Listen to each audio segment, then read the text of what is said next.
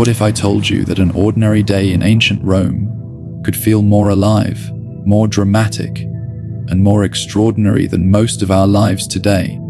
Imagine waking up in a cramped apartment above a noisy street, with bread baking in the ovens below, prayers whispered to household gods in shadowy corners, and the constant echo of footsteps and voices. Because this isn't just any city, it's the beating heart of the Roman Empire. Every moment of your day, from the food you eat to the games you watch, connects you to an empire that spans continents. But here's the question: what exactly did it mean to live like an ordinary Roman? Today, we're stepping into their sandals and walking through a full day in the life of a Roman citizen. Rome. Just hearing the name carries weight. The eternal city, the empire that reshaped the ancient world, the place where emperors, gladiators, philosophers, and merchants all breathed the same air. But when we strip away the marble temples and the legends carved in stone, what we find is a city full of ordinary people, living ordinary days. Except those ordinary days were wrapped in the rituals, duties, and spectacles of Rome. In this journey, we're going to explore what it was really like to wake up, work, eat, and unwind as a Roman citizen. We'll see how religion and tradition guided even the simplest of routines, how the city's mighty forum wasn't just for politics, but for everyday life, how labor and leisure intertwined to define Roman identity, and how evenings ended with meals that were as much about family and status as they were about food. So, the central question we'll explore is this: what did daily life in Rome actually feel like for the people who lived under the shadow of its empire? Was it grueling? Was it glamorous? Or was it something far more complex? Something in between? Let's begin at the start of the Roman day, just as the sun rises over the rooftops of the eternal city.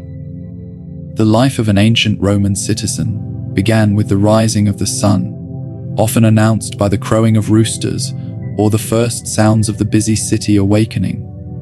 Rome was a city that rarely slept entirely, but at dawn its neighborhoods came alive with the smell of baking bread from street vendors and the sound of footsteps echoing through narrow cobblestone streets. For the average citizen, life began in modest surroundings, a cramped apartment in an insulae, where families lived stacked upon one another, sharing walls thin enough that every neighbor's cough or quarrel could be heard. Morning meant preparing for survival, fetching water from public fountains, and washing one's face to greet the day. The wealthy, however, awoke in grander domus, where slaves quietly moved about preparing fresh garments, drawing baths, and arranging the morning meal. What united Romans of all classes, however, was ritual. Before setting foot outside their homes, many Romans paused before the household shrine, the lararium, where small clay or bronze figurines of the lares and penates, guardian spirits of the family and the storeroom, watched over domestic life. Offerings of bread, wine, or incense were made, accompanied by whispered prayers for protection and prosperity.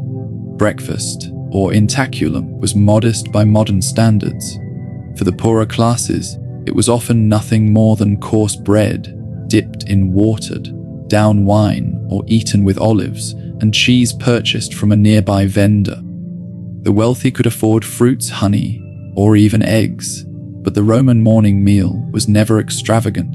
The emphasis of the day lay in duties and public life, not in indulgence. Clothing marked a citizen's role and identity. The toga, cumbersome yet dignified, symbolized citizenship and social standing, while the tunic was more practical for laborers. Dressing was more than a matter of practicality. It was a declaration of belonging to Rome's civic body. By mid-morning, the streets pulsed with energy, traders arranging their stalls, children being led to tutors, and slaves hurrying with baskets of food or messages for their masters. The day had begun, and every Roman, from the humblest to the most powerful, stepped into it shaped by ritual, necessity, and the weight of belonging to the empire.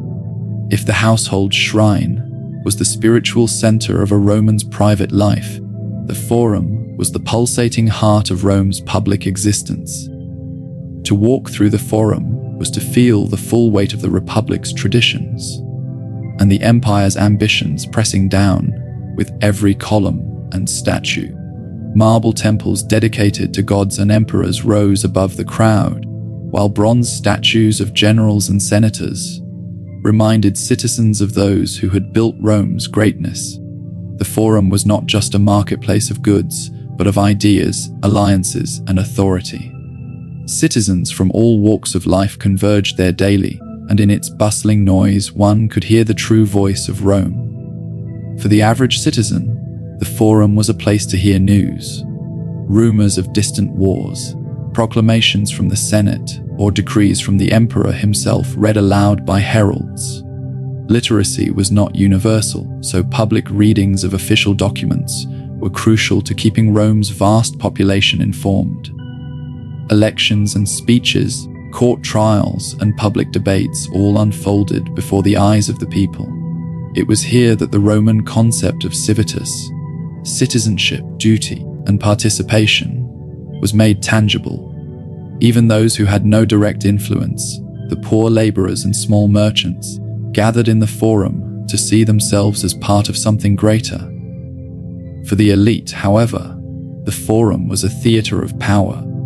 Senators strode across the paving stones in their white togas bordered with purple, exchanging greetings heavy with political calculation.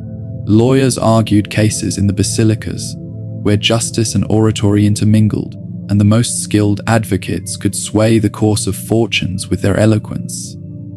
Magistrates posted edicts, priests performed public rituals, and generals returning from campaigns might display captured treasures or paraded prisoners of war before the crowd. The Forum was an ever-changing stage where the drama of Roman life unfolded, and where the citizen was reminded that belonging to Rome meant more than individual survival. It meant participation in the destiny of a world-spanning empire. The atmosphere was charged, a blend of commerce and ceremony. Merchants set up stalls offering spices from Arabia, silk from China, and wine from Gaul, their voices rising above the calls of money changers who exchanged currencies from the empire's farthest provinces. Beggars found their places near temple steps, reminding passers-by of the harsh inequalities that structured Roman society. Yet all shared the same space, united by the rhythm of civic life that bound them together. To walk through the Forum was to feel Rome itself breathing, a reminder that no matter one's class, the city was alive with the force of its citizens and their daily duties. Beyond the grandeur of the Forum, most Romans spent their days immersed in the practical work that sustained the empire. For the majority, life was not gilded by luxury, but shaped by toil. The citizenry included artisans who hammered bronze, shaped marble, or wove cloth in crowded workshops, their skills ensuring that Rome's streets, homes, and temples remained adorned and supplied. Merchants bustled through the markets, selling produce brought in from the countryside, or luxury items carried on ships that crossed the Mediterranean, transforming Rome into a hub of global trade. Farmers, though often dwelling outside the city walls, were the backbone of the empire, tending their small plots or working the vast estates of wealthy landlords. Their grain and olive oil fed the urban masses, their sweat ensuring that the empire's heart never starved. Citizenship itself did not always mean equality in work. Wealthier citizens might never lift a tool, yet they were not idle.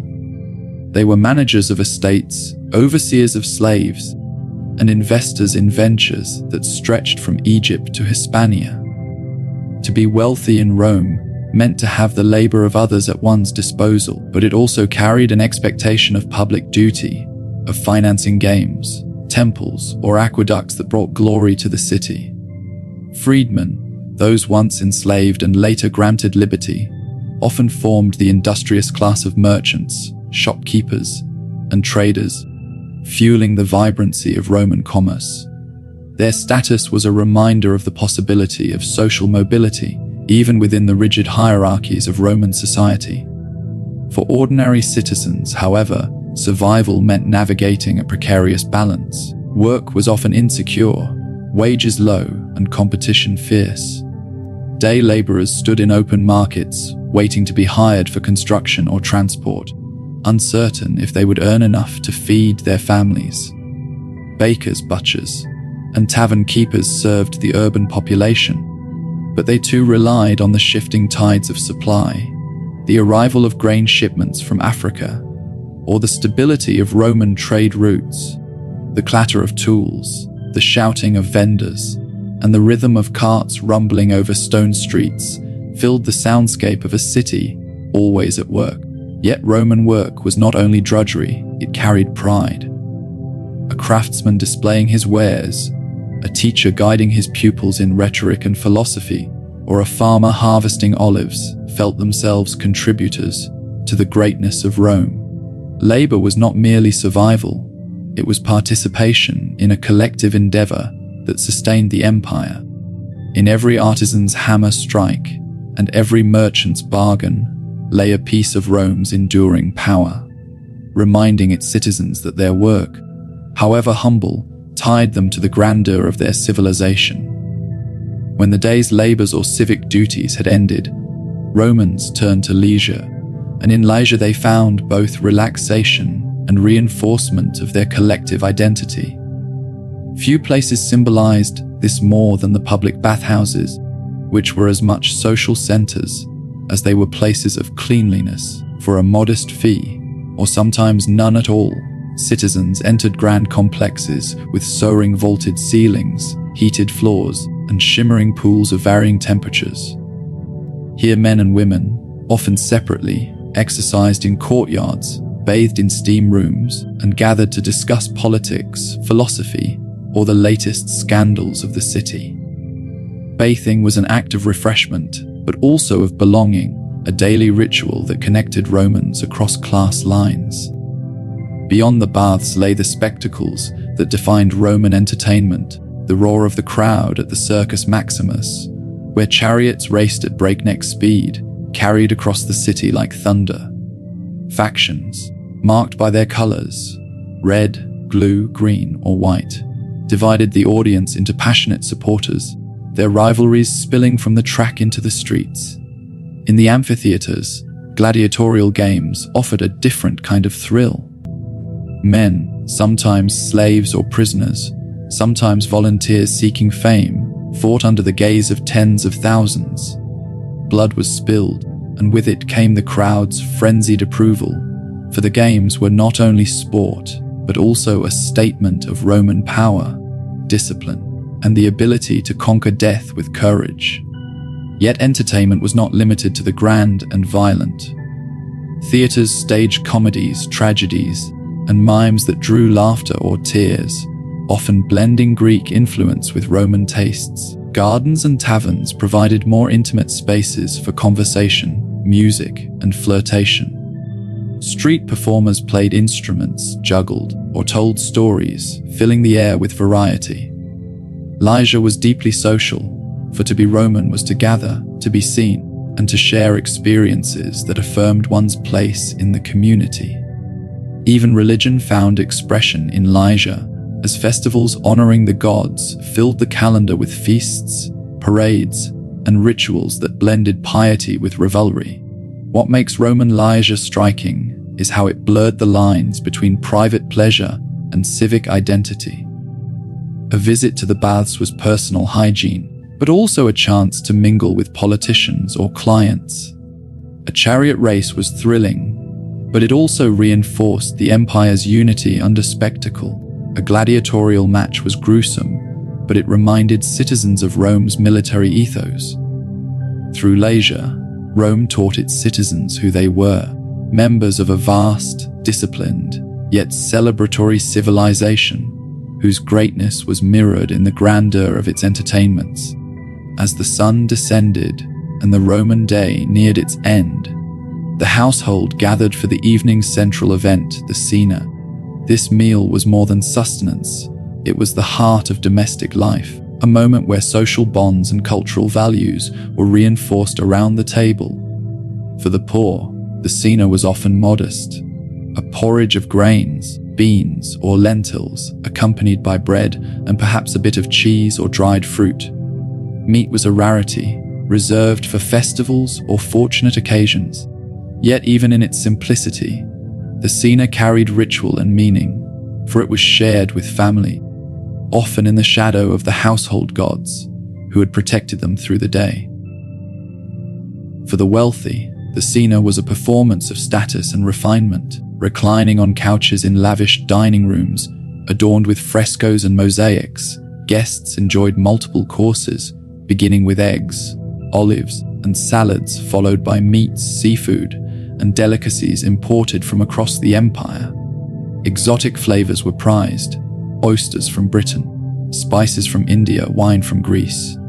Some dishes, like dormouse rolled in honey and poppy seeds, symbolized not only indulgence, but the reach of Roman power. The meal could stretch into the night, accompanied by entertainment, musicians, poets reciting verses, or dancers performing between courses. Conversation flowed as freely as the wine, with topics ranging from politics and philosophy to gossip and satire. But whether humble or grand, the cena was about connection. Families gathered, stories of the day were exchanged, and respect for ancestors and traditions was reinforced through ritual offerings at the lararium. The Roman household was itself a microcosm of the empire, ordered by hierarchy, the paterfamilias at the head, his authority absolute, his decisions shaping the fates of all within. Yet within this order, warmth and intimacy could exist, moments of laughter shared between parents and children, or quiet pride in a son's progress in school or a daughter's upcoming marriage. As torches were lit and the city dimmed into night, the sounds of feasting and conversation echoed through both narrow alleys and marble courtyards. Rome, that vast empire in stone and blood, rested for a few hours in the intimacy of its homes. Tomorrow would bring new rituals, new labors, and new spectacles. But for this moment, the citizen of Rome was at peace in the company of family, tradition, and the eternal presence of the gods who watched over the eternal city. So, what do we see when we trace the footsteps of a Roman citizen through a single day? We see a city alive with contrasts. We see rituals that bound families to gods, politics that bound citizens to empire, and spectacles that bound entire crowds together in awe and frenzy. We see wealth and poverty, power and struggle, glamour and grit, all woven into a rhythm that carried Rome forward, day after day. Daily life in Rome was not just about survival, it was about belonging to a family, to a city, to an empire that defined itself as eternal. And perhaps that is the greatest lesson Rome leaves us, that even in the grand sweep of history, it is the ordinary days of ordinary people that truly shape civilizations.